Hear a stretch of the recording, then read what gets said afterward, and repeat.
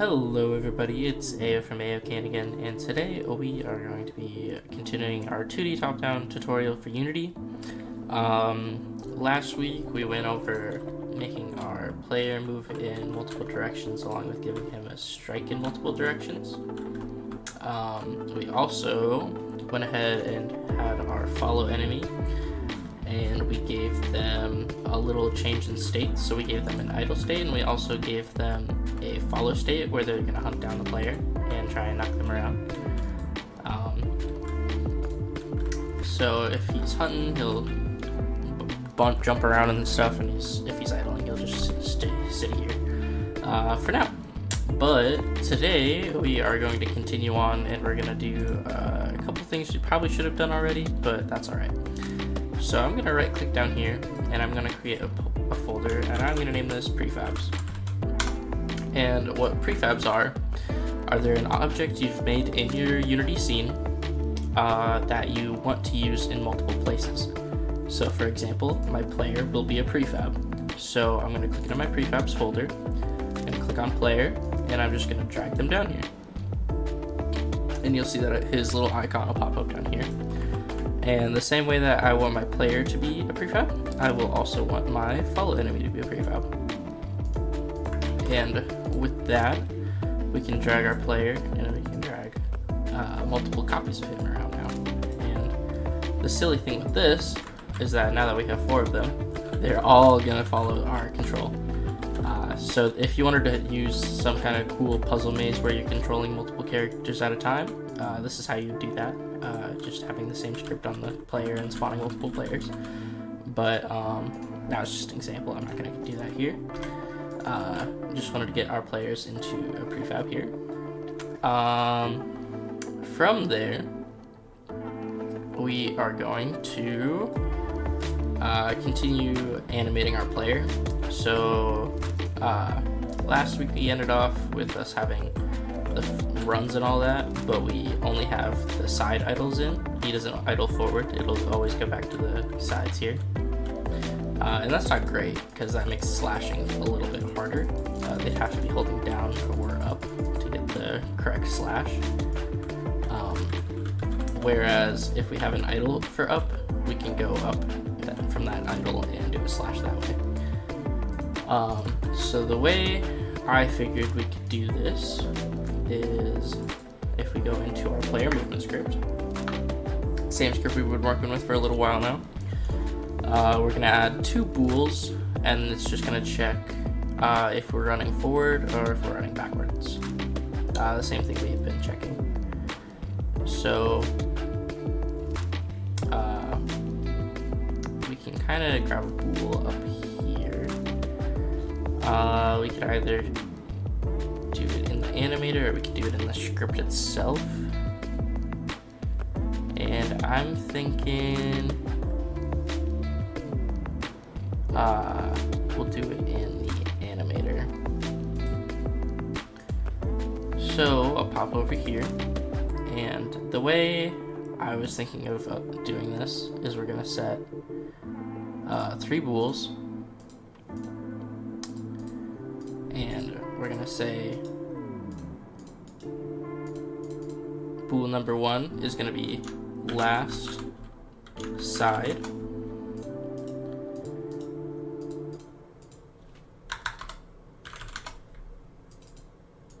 Last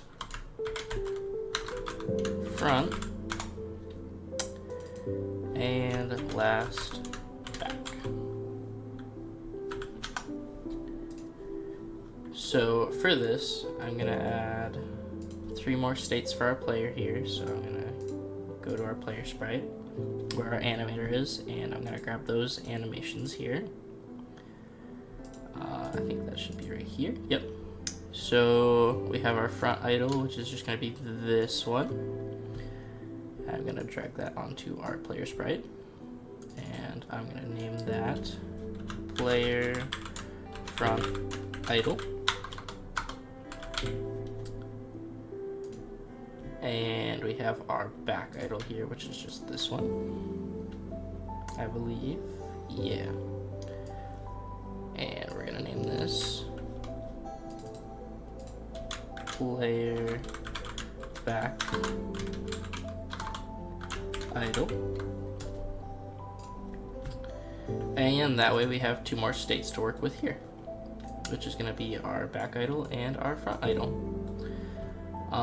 And to start, I'm going to keep our side run here, and I'm going to keep our player side idle here, but we are going to add a little change with how our states are going to work.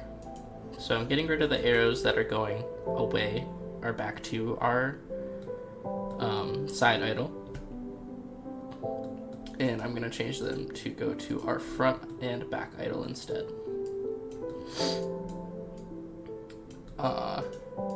Just by doing that. And I believe these had background is true, forward run true. Let's see, and this is side run. So this is gonna be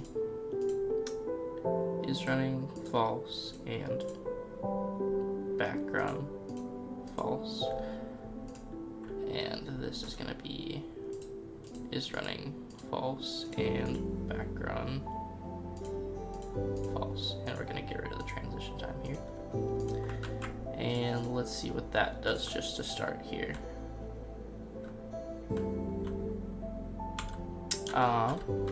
Get some pretty goofy idles here. Let's see. I'm gonna bring our animator down here so we can watch what's happening.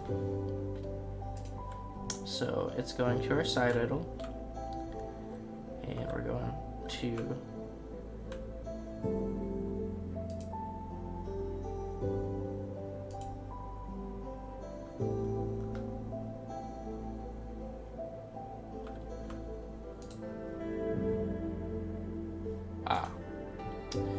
that should be forward run false. There we go. So now we got that, then we don't have a way to transition back out of this. So let's open this back up, and this is gonna get pretty messy, I'm not gonna lie, but it'll get the job done. So first of all, we want our front run to be able to transition to our side run, the background to be able to transition to side run. We have that. We want our swings to be able to transition from here to here. Then we also want to add transitions to our swings, like so. And that is gonna be, I'm gonna move this back up here so we have a better view of it. So just with this one, it's going to be backswing. It's going to be the same here. We're just going to do backswing. And this one is going to be front swing. So that'll let us attack from our idles. And you'll see that here. We're idling. And interesting. Let's see. Should be working.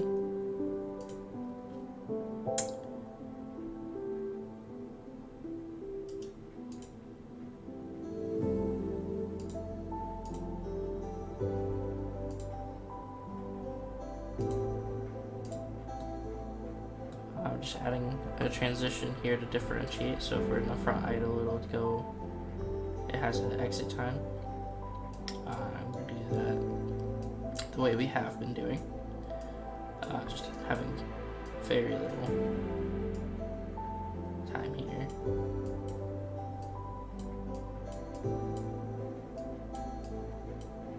Like so. And then having it differentiate, so if we're running forward, it'll do that.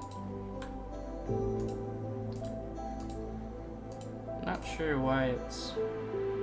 Oh, I remember now. So in our script, we had it doing the side swing. When we didn't have input on our down or our up value, we're gonna have to change this code around a little bit to check if we're facing forward or if we are facing what way we're facing. So to do that, we actually can get rid of these 3 bools. I don't think we'll end up needing them here, but we're gonna go into our code and we're gonna basically change those to here instead. So we're gonna have private bool front, private bool side, and private bool back. So here we're gonna say is running front. We're gonna say front equals true. Down here, we're gonna say back equals true. And up here, I'm gonna say side equals true. And inside equals true, we're gonna say front equals false and back equals false. And we're going to continue that pattern on, so just making sure the opposites are equal to false. So their side and back are going to be equal to false.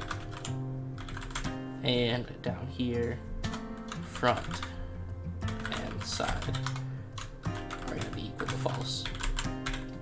So we're going to change our if statements down here to be if back, if front, or if side. And this way it'll differentiate which way we are idling instead. And we can see if that works for now. And you'll see that's the side and that's the back. We don't have our transition set up, but we're getting our slash from our idle now. So that's what we wanted. So now I'm gonna make a couple transitions from our front idle because we have our swing transition, we don't have our run transition. So let's get that set up. And we're gonna say if is running true and if forward run equals true. And that's that one. Now we should be able to go from our run idle to our run. And I think we can actually just do forward run. I don't think we need is running. Yep. So you'll see that we got that all set up nice and good, and we get that idle, and we can now slash forward without having to hold down S. And you'll see that we only have a transition for our forward run right now, so if we do backwards or do side, it won't work, but we are doing our forward properly. So with that, we have to set up transitions to each of our run. So this one would be is running, and this one would be back run. And we can get rid of the exit time on all of these.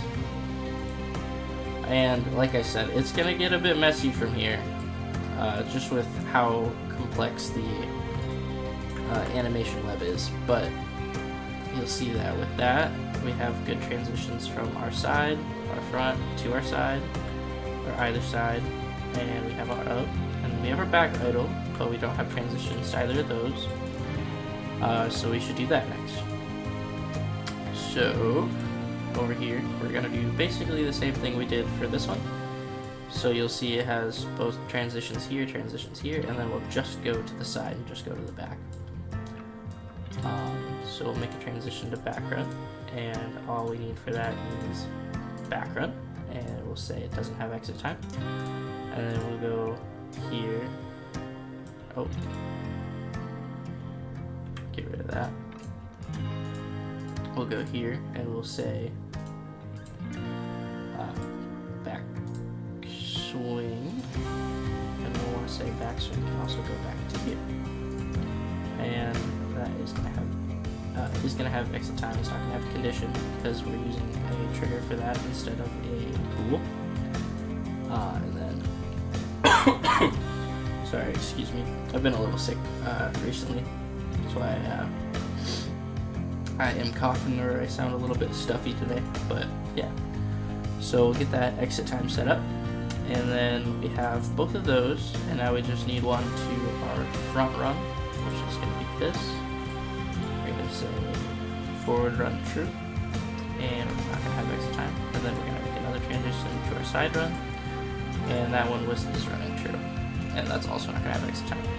You'll see that they look pretty symmetrical now.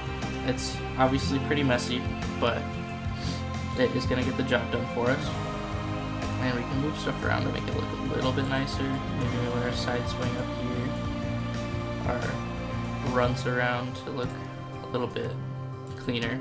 And you see it's pretty symmetrical, and if you just click through everything, if you took it step by step with each video, you'll see how we got to this end result.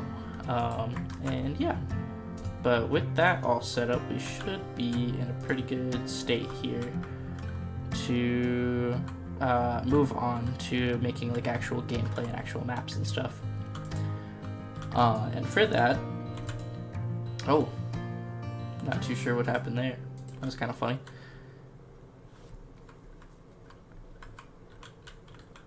That was normal.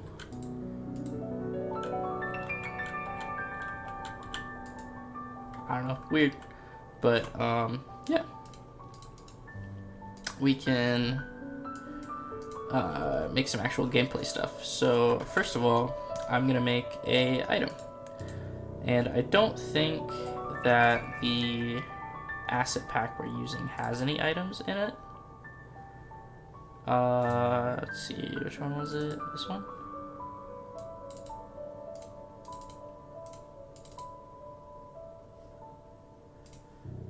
No.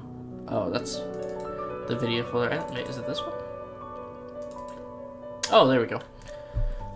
So we do actually have a couple things here, and I am gonna use the chests from this asset pack. So we're gonna grab this, and I'm just gonna drag that into Unity, the same way we have been, and just whoop it right on in there. And I'm gonna change the setting around. It's the same. The settings around the same way we have with all of our other sprites. So we know this is a 16 by 16 asset pack. So I'm gonna set my pixel per unit to 16. Set my sprite mode to multiple because we have our 4 sprites down here. I'm gonna set the filter mode to point and the compression to none, and then hit apply. I'm then gonna open our sprite editor, and you'll see we got this cute little box. So I'm going to slice it, and I'm going to do grid by cell size, and I'm going to do 16 by 16, giving us our nice little sprites here. And I'll slice that up and apply.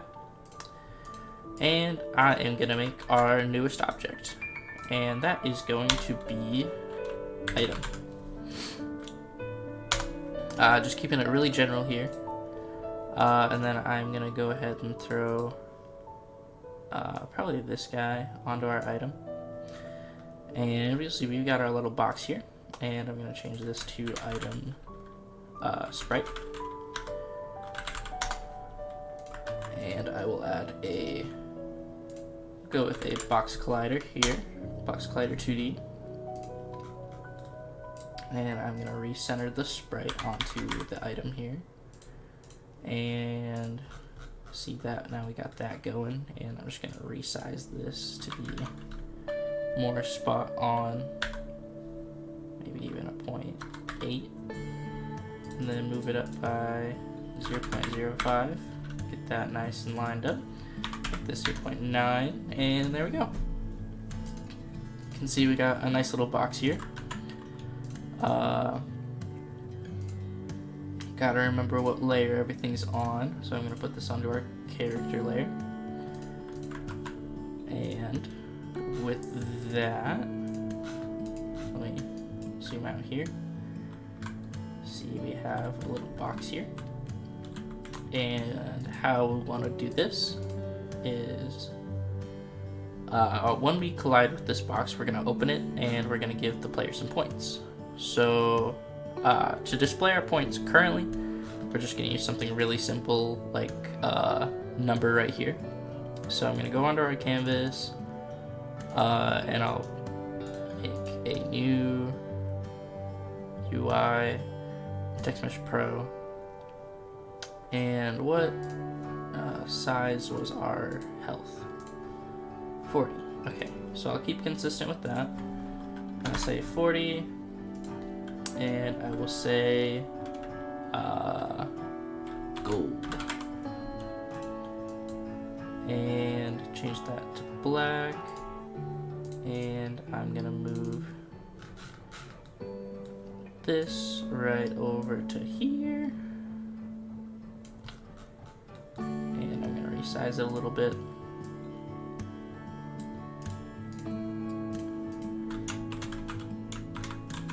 Rename that, and then I'm gonna make a new text mesh pro. I'm gonna name this count. I'm gonna move that right here and make that also 40, and I'm gonna leave that blank for now, and you'll see what we'll do that with that in a second. But first, now that we have our all of that set up, we are gonna make a new set of game actions. So first of all, on our item, we're gonna need to probably just duplicate this collider, copy component, and paste as new. With that, and then I'm gonna set this one to is trigger, and go here, and I'm gonna make this hitbox a little bit bigger, so just probably the 1x9. So keep that to is trigger, and then here we're gonna go to game action triggers, and we're gonna continue using the same script that we had on our follow enemy here, and you'll see that we won't have to worry about as many problems as we did with this. So with this item, we're just gonna need to exclude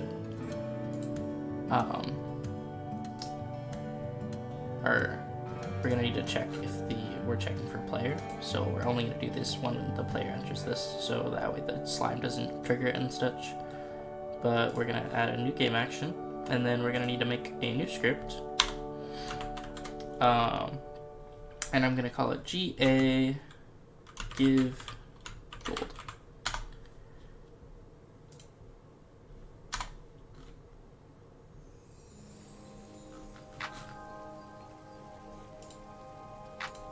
There we go. GA give gold, and get that loaded up.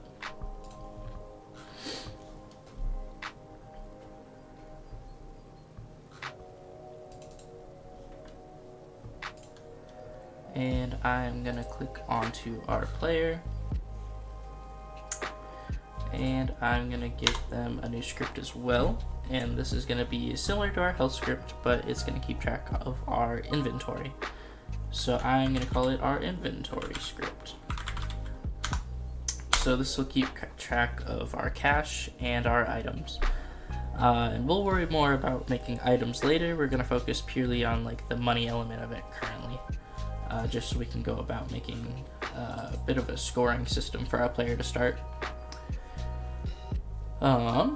So got that, and I'm gonna click into our health script because it's gonna be very, very similar to this in the way that we're gonna need to access the UI, and we're gonna need a couple of things. So to start off, we're gonna have a serialized field, and this is going to be a private float, and it is going to be our current amount, or let's just say current gold.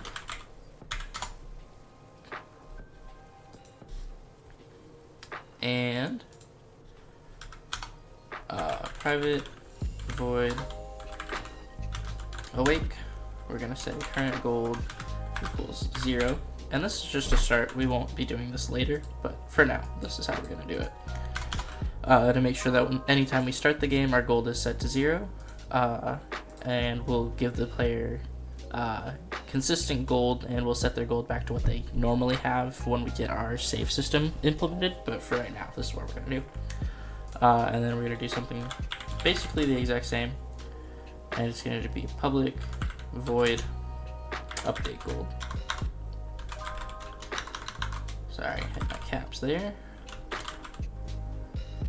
Update gold, and this is going to take in a float. Ooh. Oh goodness, pressing all the wrong keys. That's okay. There we go. And this is going to take in a float, and we're going to call this G amount for amount of gold that we're going to give or take. This could also be if we want to make an enemy take some of their gold when they hit them. We can also use the same function to take away their gold. So in here, we're going to say current gold plus equals G amount. And then we need to access a text box that's going to update the player on how much gold they have. So we need another serialized field. And this is going to be a private, real quick, we need to say using TM Pro, so it doesn't get angry at us, but this is going to be a private text mesh pro UGUI. And this is going to be our gold display. With that, we're going to say gold display.text equals gamount.toString. And we can also say, no, we'll worry about that later. So now we have our full function here that we need to worry about with our player inventory. Sorry about that. We're going to go to our player, and we are going to assign count to its inventory. And you see it has this little plus sign here, and that's because we turned our player into a prefab. And to get rid of that, all we have to do is overrides, apply all, and then that'll apply all of the changes we made currently to the player in every scene. So you'll see now that we have this little gold, and nothing's gonna happen quite yet because we have nothing set to happen when we enter our game actions.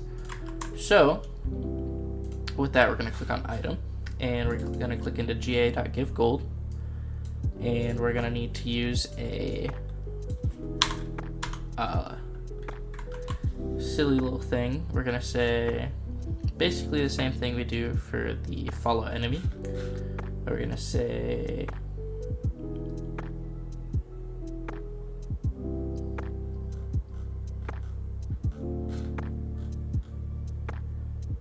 oh shoot, you know what? I forgot that our enemy doesn't work the way I thought it does. So this isn't actually going to be a game action. We're just going to name it to give gold, or actually even update gold would be better. And we're going to need to change the name over here in Unity as well. So I'm going to name this update gold, and that way it'll work the way we intend without being silly. So in here we're going to say using system, or what am I saying? No, we're not. We're going to say serialized field private float gold amount. So this is going to be the amount of gold that we're going to give to the player. And we're going to say on trigger enter 2D if collision dot tag is the player tag. We're going to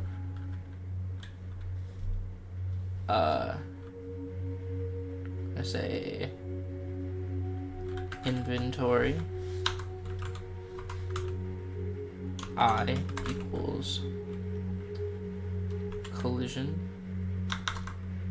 dot key component inventory, and we're gonna say I dot update gold amount, and that should be all we need to do. Sorry, I fumbled around with that. Sick brain's going kind of hard. So you'll see that we have no gold here, and if I set the amount of gold we're supposed to get, I'm going to get rid of the trigger game actions quick. We're going to set the amount of gold we're supposed to get to 2. You'll see that I get 2 gold. Should happen.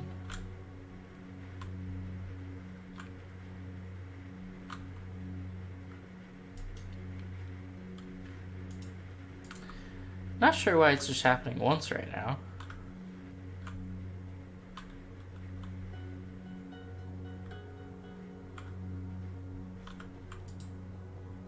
But I'm gonna get rid of the trigger game actions. We don't need that here. I'm gonna say that just to 1 for now, but get that.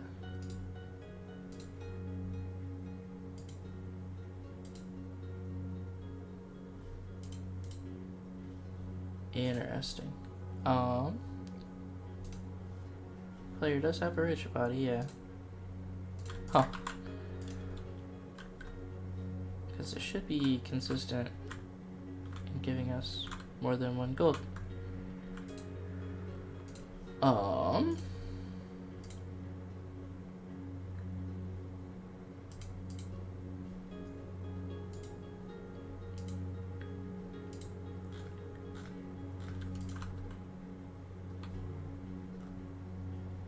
Alright, so it picks up the player here, but it's not picking it up here. That's a little interesting. If I turn on gizmos, I mean, by all means, it should be giving us more money here.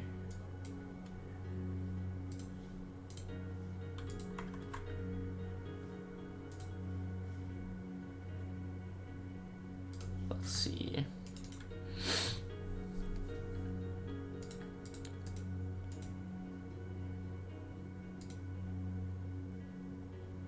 Oh shoot, silly me.